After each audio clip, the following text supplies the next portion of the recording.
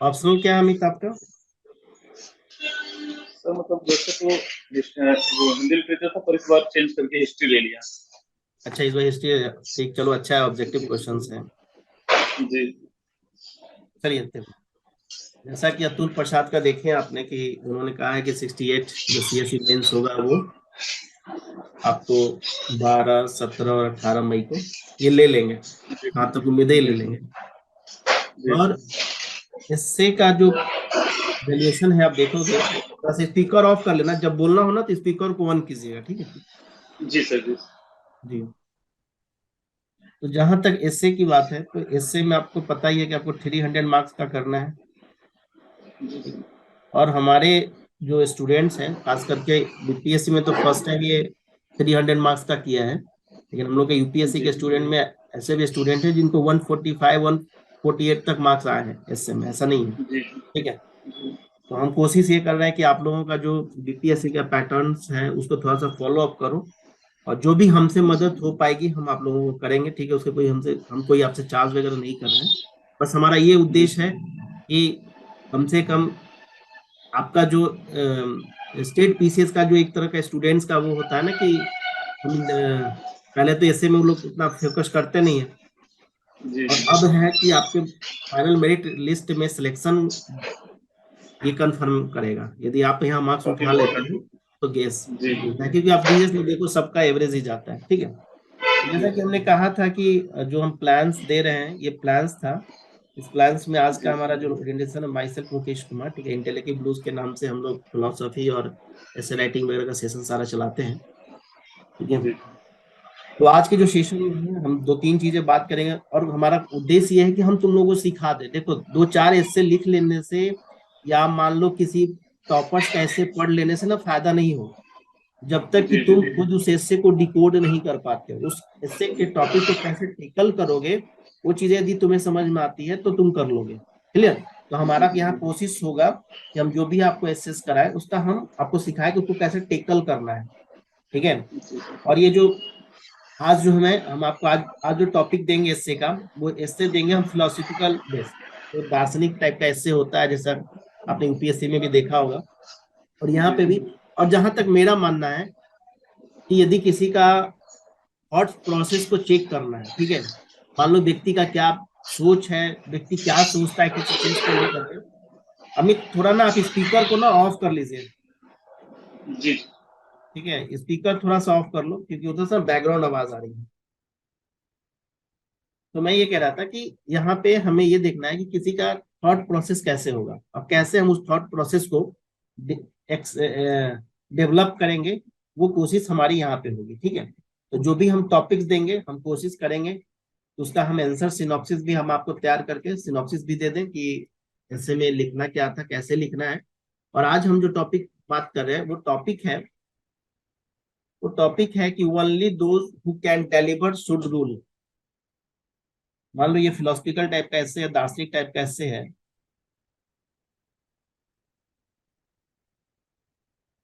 Only those who can deliver should rule. अब यदि आप लोग बैठे हैं तो कॉपी वगैरह लेकर के बैठे होंगे, तो मैं 2-3 मिनट का टाइम देता हूँ। बस मुझे ये बता दो आप इसमें आप लिखेंगे क्या क्या, क्या कैसे इसको डिकोड करोगे, ताकि हमें भी पता चले कि आप कैसे उसको सोचते हो। बाकी फिर हम इसको डिकोड करेंगे। तो 5 मिनट का टाइम ले लीजिए, और आप लोग थोड़ा सा डिकोड करो। 5 मिनट का टाइम है, थोड़ा सा इस एस्से के बारे में, इस टॉपिक के बारे में सोचो क्या लिख सकते हो। मान लो यही टॉपिक आ गया तो कैसे इसको डिकोड करोगे? सर एक मैथिली शरण गुप्त जी की एक लाइन है, जैसे केवल मनोरंजन न कवि का कर्म होना चाहिए, उसमें उचित उपदेश का भी मर्म होना चाहिए। तो उससे स्टार्ट कर सकते हैं। और क्योंकि ध्यान रखना, यहाँ पे 100 मार्क्स का होगा। जी। जी। ठीक है, 100 नंबर का होगा। आपने देखा होगा कि यूपीएससी वगैरह में 125 नंबर का एक ऐसे होता है, 250 नंबर का दो ऐसे लिखने होते हैं। ठीक है। जी। यहाँ पे 100 100 मार्क्स के तीन ऐसे आपको तीन निबंध लिखने होंगे। तो यानी कि कम से कम ये ऐसे जाएगा तो कम से कम 15 से 20 पेज में तो लेकर के जाओगे ही। कम से कम 15 पेज तो आएंगे। क्या लिखोगे इसके ऊपर? क्योंकि सबसे इम्पोर्टेंट बात ये होता है कि हम इस क्वेश्चन, जब हमें कोई निबंध दिया जाता है तो हम उसके डायमेंशंस को कैसे फाइंड आउट करें। यदि हम डायमेंशंस को फाइंड आउट कर लें तो फिर हमारे लिए लिखना आसान होगा। तो जब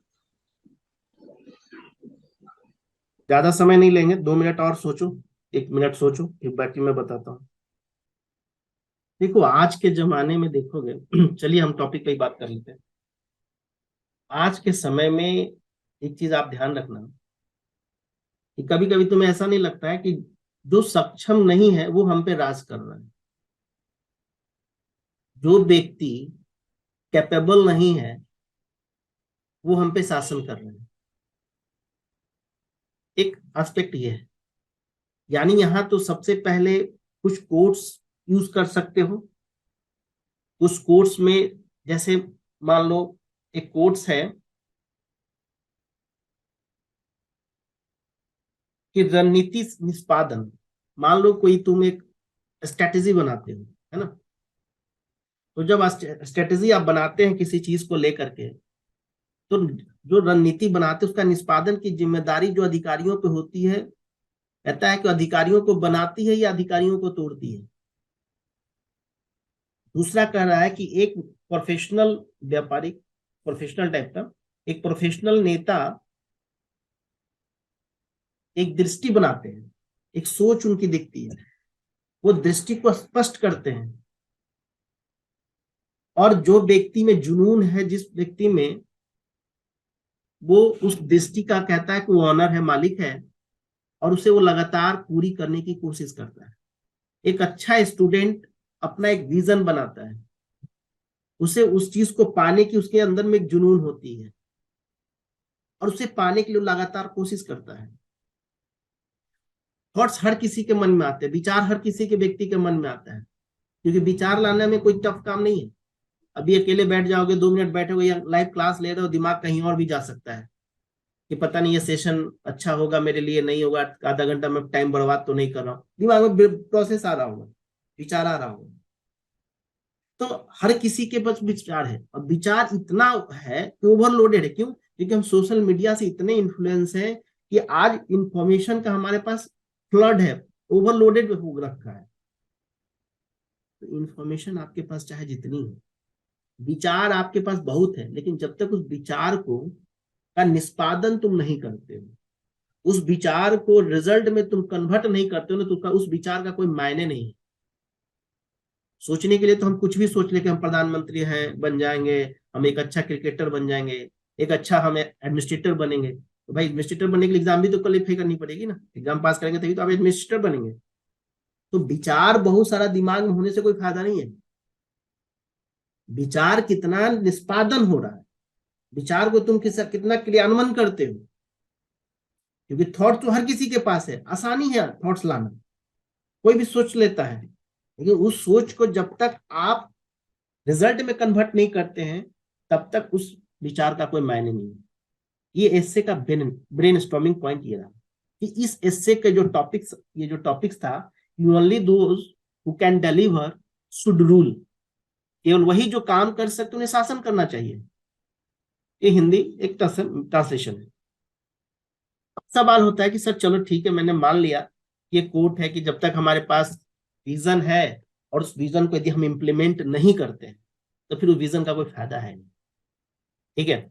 दूसरी बात, आप देखते हैं कि दहेज डॉरी सिस्टम को लेकर के, आप देखते हैं चाइल्ड मैरिज को लेकर के, आप देखते हो एजुकेशन को लेकर के, गवर्नमेंट इतनी सारी पॉलिसीज बनाती है, लेकिन आज भी एजुकेशन के मामले में आप बिहार की स्थिति देख लीजिए किस जगह पे है। आज भी आप देख लीजिए, शराबबंदी उन्होंने किया है, लेकिन शराबबंदी बंदी कितना सक्सेस है वो भी आप देख लो। कहीं ना कहीं आपकी सोच अच्छी हो सकती है, लेकिन जब तक उस सोच को आप इंप्लीमेंट नहीं करते हो तब तक उस सोच का कोई फायदा नहीं है ना। गवर्नमेंट क्या करे? गवर्नमेंट करे कि हम अच्छे सोच से लेकर के आए थे कानून। अरे आप अच्छे सोच से लेकर कितना इंप्लीमेंटेशन हो रहा है, आप उस चीज को देखिए ना, कितने लोग नकली शराब पी करके मर जा रहे हैं, है ना। एजुकेशन के मामले में देखिए बिहार सबसे नीचे पावदान पे है, इंडस्ट्री के मामले में देखिए आप सबसे नीचे पावदान पे है। तो जब तक आप इस सोच को नहीं, आप रणनीति को नहीं आप कन्वर्ट करते हैं रिजल्ट में, तब तक आपकी सोच का कोई फायदा नहीं है। या आप एक नॉवेल लिख सकते हो, एक फिक्शन नॉवेल लिख करके आप किताब बना लोगे, लेकिन ग्राउंड लेवल पे रियलिटी में लाने के लिए आपको अपने विचार को कन्वर्ट करना ही पड़ेगा। तो हमारा एसे देने का तर्क ये था कि जब आपसे ये पूछा जाए only those who can deliver should rule. अब सवाल होता है कि सर इसमें हम लिख कैसे सकते हैं? तो देखो, जब भी कोई निबंध हम लिखते हैं, निबंध में हम 3 पार्ट्स में डिवाइड करते हैं। क्या डिवीजन होगा कि सबसे पहले आप लिखोगे निबंध का परिचय, ठीक है, दूसरा लिखोगे मुख्य भाग, और तीसरा पार्ट होगा निष्कर्ष। अब स्टूडेंट के साथ समस्या ये होती है, प्रॉब्लम, कि सर हम परिचय में इंट्रोडक्शन लिखे तो कैसे लिखें, क्या लिखें इंट्रोडक्शन में? क्योंकि 2 तरीका है। जब भी कभी तुम लोगों को इंट्रोडक्शन में यदि समस्या हो, प्रॉब्लम होगी, हमें समझ में नहीं आ रहा कि हम इंट्रोडक्शन कहाँ से शुरू करें, तो ध्यान रखना कि जब फिलोसफिकल कोई एस्से आए, जब कोई दार्शनिक टाइप की बातें करने लगे, कि देखो दर्शन क्या है, दर्शन तुम्हें बताना ये नहीं बताएगा कि प्रेजेंट में हो क्या रहा है, कहेगा कि क्या होना चाहिए, ठीक है, एक कैसा नेता होना चाहिए, एक कैसा न्यायपालिका होनी चाहिए, लोकतंत्र कैसा होना चाहिए, तब चाहिए शब्द आता है। लोकतंत्र क्या है वो नहीं, आदर्श लेवल पे लोकतंत्र क्या होना चाहिए। क्यों? क्योंकि यदि आप कहते हो कि डेमोक्रेसी का मतलब है कि सभी लोग पार्टिसिपेट कर करके वोटिंग करें, लोकतांत्रिक रूप से कोई सरकार चुनी जाए, लेकिन एक बात बताओ, घर में एक महिला है, एक पुरुष है, अब उस घर की महिला पुरुष जहां वोट डालेगा वही महिलाएं डालेंगी, तो तुम तो कहोगे कि लोकतंत्र है, लेकिन क्या रियल में लोकतंत्र हुआ? क्योंकि महिला को तो अपने हक, वो तो वही वोट डाल रहे जहां उस घर की महिला पुरुष डाल रहे हैं, तो घर में ही वोट कैप्चरिंग हो गया। यदि एक घर में मान लो 3-4 महिलाएं हैं, 2-3 पुरुष हैं, तो 2-3 पुरुष जहां वोट डालेंगे वही महिलाएं भी डालेंगी, तो घर में ही वोट कैप्चरिंग कर लिए, उनको क्या राइट्स रहा? तो आप कहोगे कि लोकतंत्र है, आप कहोगे कि चुनी हुई सरकार है, बहुत सारी और भी फैसिलिटीज है, लेकिन दर्शन क्या कहेगा? दर्शन कहेगा कि कैसा डेमो लोकतंत्र कैसा होना चाहिए, ठीक है। तो जब ये सवाल आया कि हु शुड रूल, ये जो टॉपिक था कि only those who can deliver should rule, जो डिलीवर कर सकता है उसी को रूल करना चाहिए, ठीक है, वही नियम होना चाहिए, इस तरह से भी बोल सकते हो। तो पहली बात कि जब इस तरह के ऐसे निबंध आपको दिए तो दार्शनिक टाइप का हो, तो वहां पे कोई कोट्स वगैरह से शुरू कर सकते हैं, ठीक। अब सवाल ये उठता है कि सर हम मान लो इसी ऐसे में, अब ऐसा तो है नहीं कि ये फिलोसफिकल ऐसे देंगे, सपोज करो इन्होंने दे दिया कोई तुम्हें ज्वलंत मुद्दे से, अभी तुम एक तरह से देख रहे हो कि किस तरह का फेक न्यूज का प्रोपेगेंडा चलता है, या गवर्नमेंट को लेकर के चलता है, या ये भी हो सकता है कि जिस तरह से अभी देख रहे हो कि अतीक अहमद वाला जिस इंसिडेंस हुआ, क्या ये सही था या नहीं था, हो सकता है कि इस पॉइंट ऑफ व्यू से तुम्हें भी निबंध मिल सके देखने के लिए, क्योंकि जिस तरह से सरकार हर जगह पे कोई प्रॉब्लम होती है तो सीधे बुलडोजर भेज देते हैं, क्या ये सॉल्यूशन है? तो यदि नेशनल लेवल पे, यदि करंट न्यूज पे यदि वो निबंध बनाएंगे तो ऐसे ज्वलन मुद्दे को उठाएंगे और इसमें तुम्हारा पर्सपेक्टिव, तुम्हारा व्यूज पॉइंट वो देखना चाहेंगे। इंटरनेशनल लेवल पे यदि उठाते हैं तो चाहे वो रसिया यूक्रेन का मामला हो उसको लेकर चल सकते हैं, इंडिया चाइना को लेकर के चल सकते हैं, इंडिया अमेरिका को लेकर के चल सकते हैं, India south Asia east Asia को लेकर के चल सकते हैं। तो इंटरनेशनल लेवल पे यदि इससे आएगा तो उसमें कह सकता है, यह भी कह सकता है, जिस तरह से सार्क एक तरह से हम लोग नेग्लेक्ट करते चले, बिम्स्टेक में आगे बढ़ते चले जा रहे हैं, उसकी प्रासंगिकता को लेकर के, उसके कंटेम्प्रेरी इश्यूज को लेकर के निबंध पूछ सकते हैं।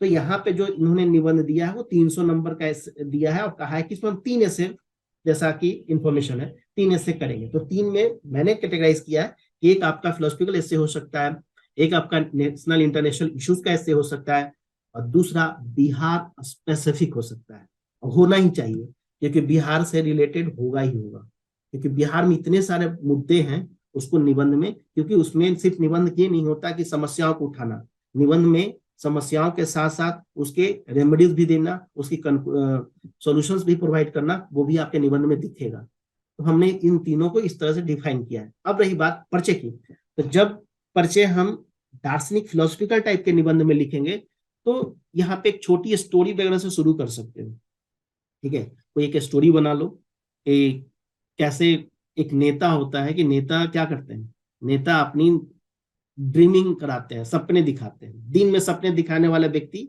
नेता है, क्योंकि दिन में सपने दिखाते हैं, और उनका चुनाव जीतते ही उनका सपना, आपका सपना खत्म। ठीक है। दूसरा, एक छोटा बच्चा है, वो उसने ड्रीमिंग किया, सपने देखा, और वो डेस्टिनेशन तक पहुंचता है। एपीजे अब्दुल कलाम के एग्जांपल्स ले सकते हो। ठीक है। बहुत सारे ऐसे लीडर्स तुम्हें मिल जाएंगे जो ख्वाब देखा उसे पूरा भी किया। ठीक है। तो इस तरह से एक स्टोरी बना करके आप इसको चल सकते हैं। दूसरा, यदि मान लो, देखो यहाँ पे कि जो हमें टॉपिक दिया गया है, क्या है वो टॉपिक करंट का न्यूज का है?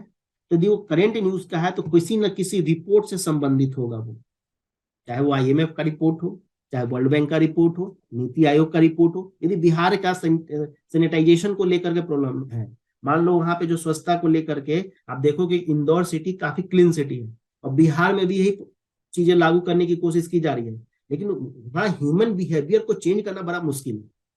तुरंत ह्यूमन बिहेवियर चेंज नहीं होगा।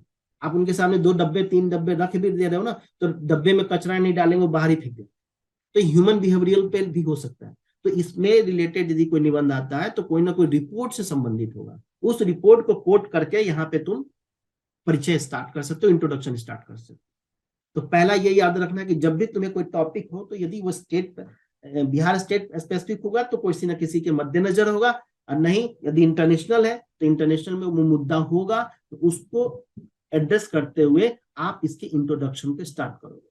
और ज्यादा नहीं, 5 लाइन 10 लाइन एक पैराग्राफ में आप इंट्रोडक्शन शुरू कर सकते हो। कोई इतना नहीं है कि हम पूरे डिटेल में, क्यों? क्योंकि हमें सारा पार्ट्स आना है मुख्य भाग वाले सेक्शन में। हम मुख्य भाग वाले सेक्शंस में लिखेंगे। कंक्लूजन, फ्यूचरिस्टिक कंक्लूजन हो सकता है। ठीक है। बैलेंस करके भी हम कंक्लूजन दे सकते हैं, क्योंकि इस पॉइंट को 2 एस्पेक्ट में लिखा सकता है। एक व्यक्ति वो उसको नेगेटिव पॉइंट को भी इशू राइज कर सकता है, एक वो उसको पॉजिटिव वे में भी लिख सकता है। अब सवाल ये उठी कि सर जब हमने परिचय, मान लो हमने डिफाइन कर लिया कि हम कोई स्टोरी से भी इसको शुरू कर सकते हैं, नहीं होगा तो यदि वो कोई कॉन्स्टिट्यूशनल प्रोविजंस है, मान लो आर्टिकल 19 से रिलेटेड कोई निबंध आ जाए, तो आर्टिकल 19 को कोट करते हुए तुम आगे चल सकते हो। कॉन्स्टिट्यूशन को लेकर के कोट करते हुए आप आगे चल सकते हैं। यदि वो बिहार स्पेसिफिक है या स्टेट या इंटरनेशनल इश्यूज का है, तो उस केस में आप देखिए कि किसी रिपोर्ट के मद्देनजर आया है या नहीं है, तो उसके मद्देनजर को कोट करते हुए इंट्रोडक्शन शुरू करेंगे। अब सवाल होता है कि जब हम यहाँ पे जो बात किया आपसे कि परिचय वाले भाग में, तो परिचय वाले भाग में तो आपने देख लिया कि इंट्रोडक्शन हमें कैसे शुरू करना है।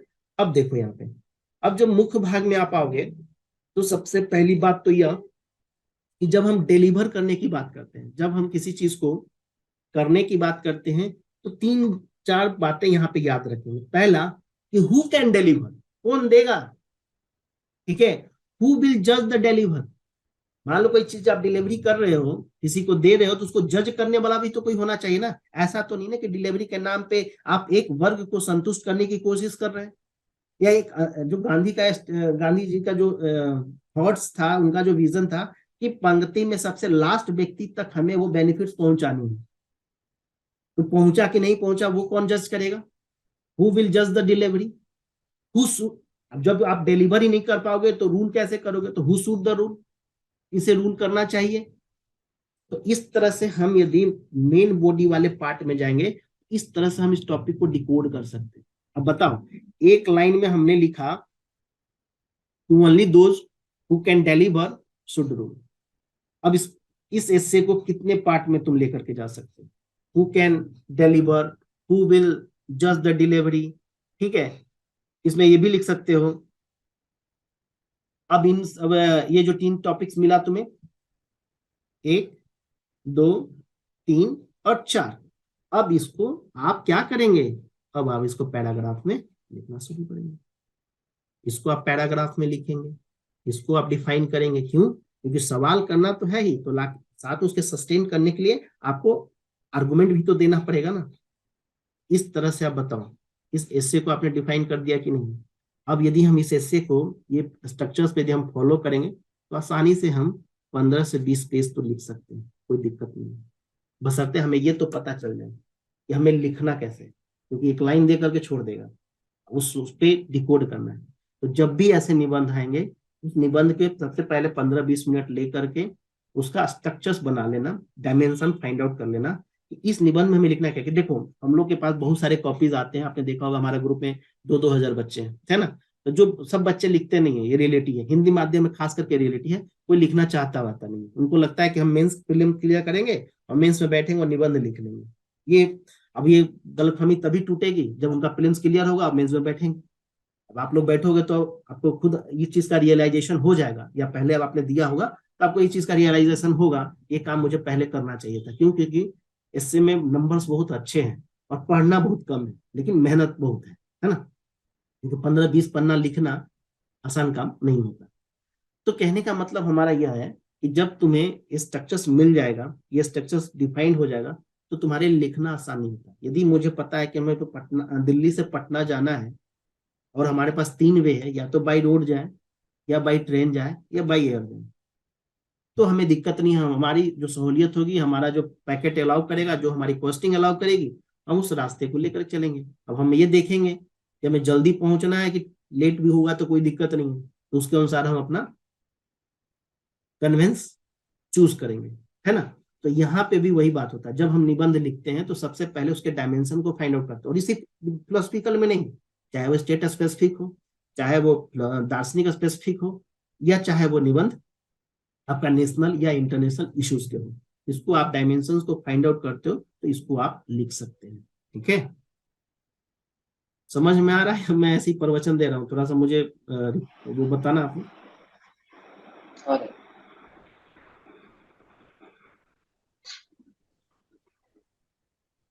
यस पूजा, आपको समझ में आ रही? अमित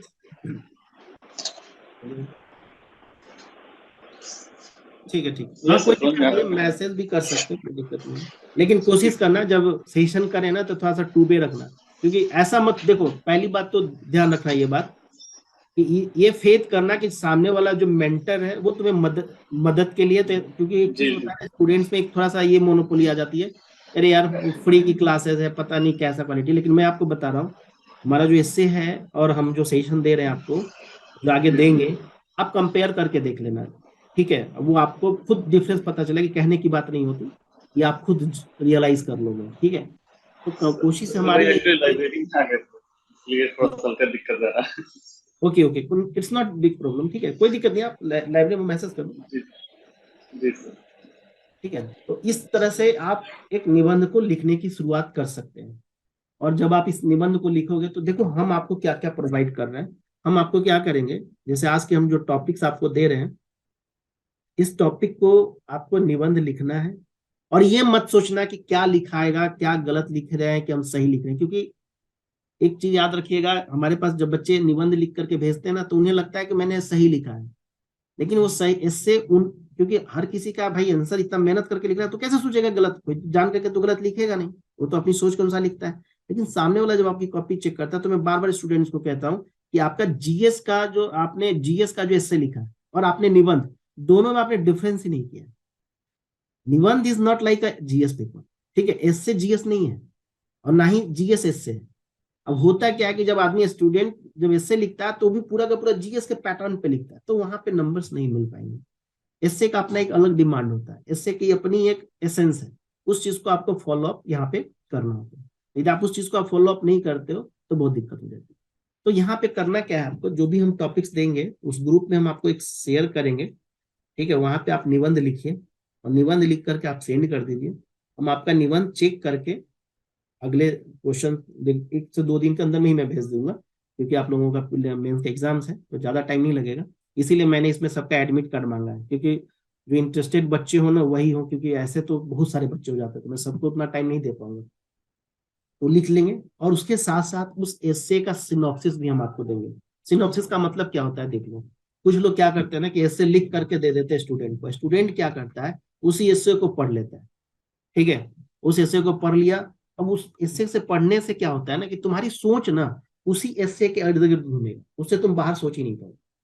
और हमारा जो तरीका होता है, हम यूपीएससी के बच्चों को भी कराते हैं, यूपीपीसीएस के बच्चों को भी कराते हैं। हमारी कोशिश ये होती है कि हम आपको आपको सोचने के लिए, क्यों? क्योंकि मुझे नहीं पता ना कि उसमें वहां पे कौन से टॉपिक वो एस्से में पूछ लेंगे, नहीं पता किसी को।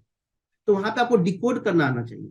वो एक कहावत नहीं है कि आप एक दिन किसी को फिश खिला दोगे ना तो उसकी जिंदगी नहीं कटेगी, लेकिन उसको फिश पकड़ना यदि सिखा दोगे ना, तो लाइफ में जब भी उसको फिश खाने का मन होगा फिश पकड़ लेगा। तो हमारा भी कोशिश यही होता है कि हम आपके कम में से हो लेकिन हम आपको वो डिकोड करना सिखा दें, उस चीज को पकड़ना सिखा दें कि कैसे इंट्रोडक्शन लिखते हैं, कैसे बॉडी पार्ट को करेंगे, कैसे कंक्लूजन को करेंगे, तो फिर आपके सामने कोई भी निबंध आएगा ना, चाहे यूपीएससी का हो, चाहे वो बीपीएससी का हो, चाहे किसी भी स्टेट एग्जाम्स का हो, आप देखना आप ऐसे लिखने में सब बाकी स्टूडेंट से आगे रहोगे। ठीक है, तो ये चीज करना है आपको। जो टॉपिक्स हम आपको देंगे उस टॉपिक को आप लिखिएगा, उसको सेंड कीजिएगा। हम कोशिश करेंगे कि नहीं होगा तो हम लाइव कॉपी चेक कर लेंगे। ठीक है, लाइव कॉपी का मतलब ये होगा कि हम एक ये जैसे आइडिया अभी आपने शेयर किया वे आइडिया हम आपको शेयर कर देंगे, आप एक टाइम उसमें दे देंगे हम आपको, उस टाइम पे आप फ्री रहिएगा, लॉग इन कीजिएगा, हम आपके सामने आपके निबंध को चेक करेंगे। बहुत सारे स्टूडेंट्स के हमारे पास निबंध आते हैं, तो इस तरह से थोड़ा सा आप लोग कोशिश कीजिएगा। बाकी हमारे तरफ से जितनी हम लोग कर सके हम कंटेंट भी आपको दे देंगे। दो तीन चीजें मैं और आपको बता देता हूँ, यदि हम आपको देंगे तो हम आपको कुछ रिसोर्स बताएंगे। ठीक है, हो सकता है उस रिसोर्स को हम कन्वर्ट करके, क्योंकि रिसोर्स जनरली इंग्लिश में होता है, ठीक है, तो हम कोशिश करेंगे कि इसको हिंदी में हम कन्वर्ट करके पीडीएफ बना के आपको शेयर कर दें, पढ़ लीजिएगा। बिहार स्पेसिफिक में बिहार से बहुत सारे मुद्दे हैं, और वहां पे होकर के बाइस्ड नहीं होना है, क्योंकि आप किसी पॉलिटिकल पार्टी को सर्विंग करने के लिए नहीं जा रहे हैं, है ना। क्योंकि हो सकता है कि कोई ऐसी पॉलिटिकल पार्टी जो आपको पसंद ना हो, लेकिन उसी का शासन और आपको काम वहां करना पड़ेगा।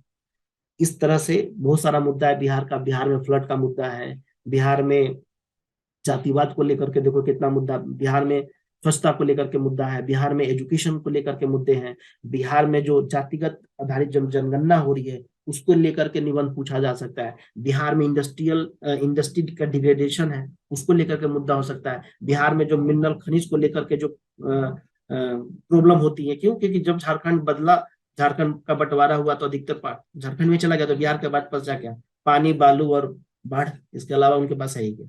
अभी जमुई वाला एक है कि वहां पे सोने का वो खदान की बात हो रही है। अब कितना होता है, कितना हम उसको सेशन कर सकते हैं, ये वक्त बताएगा। दूसरा पॉलिटिकल स्ट्रक्चर्स को लेकर के है ना, क्योंकि सबसे ज्यादा यदि कोई जातिवाद दिखता है तो बिहार और यूपी में ही दिख रहा है। इस तरह से आप देखो पॉलिटिकल पार्टी का जो क्या उसको बोलते हो, क्रिमिनलाइजेशन, सबसे ज्यादा दबंगई देख लो, चाहे अपराधीकरण देख लो राजनीति का, वो भी मुद्दे हैं बिहार से संबंधित। बिहार से संबंधित बिहार का मौसम भी है। क्यों? क्योंकि बिहार का जब उत्तरी नॉर्थ बिहार में जाओगे और साउथ बिहार में आ जाओ, नॉर्थ बिहार में जाओगे तो पूरा का पूरा बाढ़ ही बाढ़ दिखेगा, साउथ बिहार में जाओगे तो सूखा ही पड़ जाता है। तो बिहार के डेवलपमेंट में मौसम की चुनौतियां, इस तरह से निबंध हो सकता है। बिहार के डेवलपमेंट में पॉलिटिकल क्राइसिस इस तरह के हो सकते हैं। आज बिहार के साथ प्रॉब्लम है, माइग्रेशन का प्रॉब्लम है, माइग्रेट कर रहे हैं पीपल। ठीक है, तो माइग्रेशन देखो, डेन ब्रेन जो है वो भी देख लो आप। पीपल एजुकेशन नहीं हो रहा है, हेल्थ सेक्टर में उठा करके देख लो, दिल्ली आना पड़ रहा है लोगों को। एजुकेशन सेक्टर में जाओ, तमिलनाडु का, बेंगलोर का इंजीनियरिंग कॉलेज उठा करके देख लो, मेडिकल कॉलेज उठा के, तो बिहार के बच्चे जाके पढ़ रहे हैं। तो ये सब बिहार के मुद्दे हैं। यदि निबंध यहाँ पूछा जाएगा तो इन सब मुद्दों को टच किया जाएगा और इसको एड्रेस करना आना चाहिए। दूसरी बात, फिलोसफिकल टाइप के यदि एस्से में आते हो तो वो आपके ओवरऑल पर्सनैलिटी को चेक करता है, पर्सनैलिटी आपकी कैसी है वो चेक हो जाती है। इसमें होगा कि आप किसी मुद्दे को लेकर कितना ब्रॉड सोचते हो। तो हमारी कोशिश ये होगी कि ऐसा भी नहीं है। इसके जो रिसोर्स हम आपको देंगे, इसमें बहुत सारा रिसोर्स, अच्छी रिसोर्सेस है, चाहे वो कोई स्टैंडर्ड रिसोर्स है जैसे नीति आयोग का रिपोर्ट हो जाए, या आपको वर्ल्ड बैंक का रिपोर्ट हो, ठीक है, आपका बिहार का जो फाइनेंस मिनिस्ट्री है उसका रिपोर्ट हो, ऐसे बहुत सारी रिपोर्टों को लेकर के वर्ल्ड बैंक ने स्पेसिफिक बिहार के पर्सपेक्टिव में बहुत सारे रिपोर्ट्स जारी किए हैं। उन सब से आपको फैक्ट को निकाल करके हम आपको कोशिश करेंगे यहाँ पे देने का। बस कोशिश आप लोग ये कीजिएगा, थोड़ा सा लिखो, ज्यादा नहीं, अपना जो जीएस का आपका है, तो इस तरह से आप इसको, इस निबंध को आप लिख सकते हैं और लिख करके हमें भेजिए। फिर जो चेक करना होगा फिर हम आपको चेक करके दे देंगे। कोशिश करेंगे लाइव कॉपी चेक कर दे, आपके सामने ही कॉपी चेक कर दे। यदि नहीं होगा तो फिर हम कॉपी चेक करके भेजेंगे, और उसके बाद हम लोग एक सेशन करेंगे जिसमें मान लो हमने कॉपी चेक कर दी, तो कॉपी चेक करने के बाद आपके मन में बहुत सारा सवाल उठेगा, ये लिखना चाहिए था, नहीं लिखना चाहिए था, यदि नहीं सर तो हम क्या लिखते हैं। है नहीं, देखो आजकल क्या होता है, कॉपी चेक करने के नाम पे तुमने कॉपी भेजा और हमने लिख करके 50 कमेंट डाल दिए, तुम भी खुश करे मेरा तो कमेंट। अरे भाई, कमेंट देने से नहीं होता। मान लो तुम्हें प्रॉब्लम है तो हम तुम्हें बताएंगे ना, तो तुम पूछोगे भी ना कि सर ये प्रॉब्लम है, इसके जगह हम क्या लिख सकते हैं, ये भी तो बताइए हमें। ठीक है, तो कोशिश हमारी यही होगी, टू वे कम्युनिकेशन कीजिएगा। तो आज के टॉपिक हम आपको शेयर कर देंगे सीट बना करके अभी, ठीक है, थोड़ी देर में आपको मिल जाएगा। और बाकी और कोई मदद चाहिए तो बता दीजिए। और किसी को कुछ कहना है तो बोलो। Thank you sir. चलिए, थैंक्स। और वो जो सीट हमने दिया है ना आपको, उसी सीट पे लिखिएगा, मूल्यांकन पैरामीटर है। इस पैरामीटर को हम फॉलो अप करते हैं, ऐसा भी नहीं कि जहां मन किया वहीं से कॉपी चेक कर लिए। ये सारे पॉइंट्स आपके निबंध में देखे जाएंगे। यदि आप निबंध लिखेंगे ना, तो ये सारे टॉपिक्स आपके निबंध में होंगे कि आपने यदि कोई तर्क का प्रयोग किया है तो क्या उसके काउंटर में कोई तर्क दिया है, कोई उदाहरण आपने दिया है, आपका कोई चीज को कन्विंस करने का कैसा है ना। एक होता है कन्विंस करना, एक कन्विंस करना हुआ कि किसी का पैरे पकड़ रहे हैं, ठीक है, और एक कन्विंसिंग हुआ कि आप अपने तर्क के आधार पर किसी को कन्विंस करते हैं, ठीक है।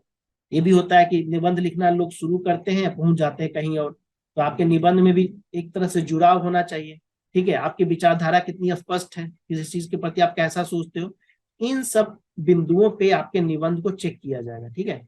इसीलिए निबंध जब आप लिखेंगे तो 2 दिन कम से कम लगेंगे, तो आप एक बार टाइम दीजिएगा और फिर उसके बाद हम आपको चेक करके भेजते रहेंगे। तो ये पैटर्न आप जब भी कोई कॉपी स्कैन करके भेजेंगे तो पहले ये पेज लगा लीजिएगा, और यहाँ पे जो भी आपका नाम वगैरह आप अपना नोट कर लेंगे, ठीक है।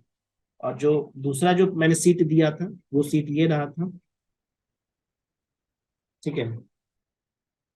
तो जब हम टॉपिक्स आपको देंगे ना, तो क्या पैराग्राफ में लिखना है, क्या बॉडी में लिखना है ना, तो हम यहाँ पे बता देंगे। जैसे जो सिनॉप्सिस हम आपको देंगे ना, उस सिनॉप्सिस में आप लोग क्या करना, देखो समझने की कोशिश करना मैं जो बात कह रहा हूँ। सबसे पहले आप क्या कीजिएगा ना, कि जैसे एसए का जो टॉपिक मैंने मान लो दे दिया, मान लो XYZ हमने कोई टॉपिक एसए का यहाँ पे आपको दे दिया, तो जो हमने कहा ना कि ब्रेन स्ट्रॉमिंग करनी है कि कौन सा इससे सही होगा, कौन सा इससे गलत होगा, तो जो ब्रेन स्ट्रॉमिंग करोगे ना उसको यहाँ पे लिखना, ठीक है। ऐसे टॉपिक को, जो ऐसे टॉपिक होगा उसको यहाँ पे लिख करके उसके इंट्रोडक्शन में तुम क्या लिखना चाहते हो, जो मैंने बोला ना कि आधा घंटा पहले तुम्हें सोचना है, 15 मिनट पहले सोचना है, तो तुम क्या सोचोगे वो कैसे पता चलेगा। तो इसमें क्या करना है कि पहले ऐसे पूरा मत लिखना, पहले क्या करना कि ऐसे की टॉपिक्स को यहाँ पे लिख दीजिएगा। उस ऐसे के टॉपिक्स के इंट्रोडक्शन में आप क्या लिखेंगे, आप मान लो 2 पैराग्राफ बनाते हो तो 2 ही पैराग्राफ लिखना, 3 पैराग्राफ बनाते हो तो 3 ही पैराग्राफ लिखना, 4 पैराग्राफ बनाते हो तो 4 पैराग्राफ लिख सकते हो। तो पहले पैराग्राफ में किस चीज पे चर्चा करोगे, दूसरे पैराग्राफ में आप किस चीज पे चर्चा करोगे, थर्ड पैराग्राफ में आप किस चीज पे चर्चा करोगे, और कंक्लूजन में आप क्या दोगे। ये एक तरह से तुम्हारा रफ स्ट्रक्चर हो गया।